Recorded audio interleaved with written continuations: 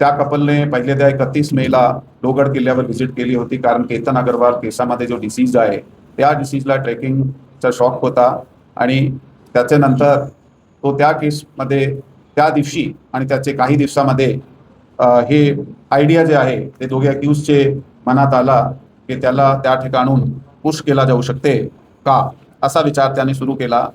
मग 4 जून रोजी त्यांनी परत लोहगड किल्ल्यावर जाण्याचा प्लॅन तयार केला, परंतु त्या दिवशी शक्य झाला नाही. मग ऑलरेडी प्रेससमोर मांडण्यात आलेलं आहे की ते पासपोर्ट मिसप्लेस करण्याची घटना झाली आणि नंतर परत तशी घटनाला अंजाम देण्यासाठी 14 तारखेला ते कपल जे होता ते त्याच ठिकाणी त्याच पॉईंटवर गेला ज्या पॉईंटवरून 18 तारखेला त्याची डेथ झालेली आहे.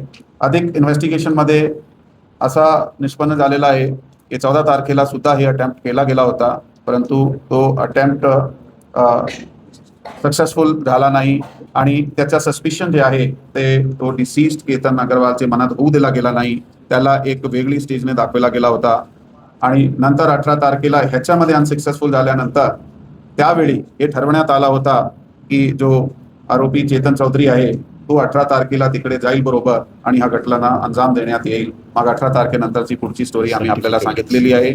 इन्व्हेस्टिगेशनमध्ये जे काल सुद्धा मला हे प्रश्न विचारण्यात आले होते की आजच्या इंट्रोगेशनमध्ये काय झाला, पुढील काय आहे, दर तासाची माहिती इन्व्हेस्टिगेशनची असा पब्लिकली अनाऊन्स करणे योग्य नाही आहे. प्रत्येका गोष्टीला आम्हाला आमच्या समोर निष्पन्न झालेल्या गोष्टीला आम्हाला सिद्ध करावा लागते.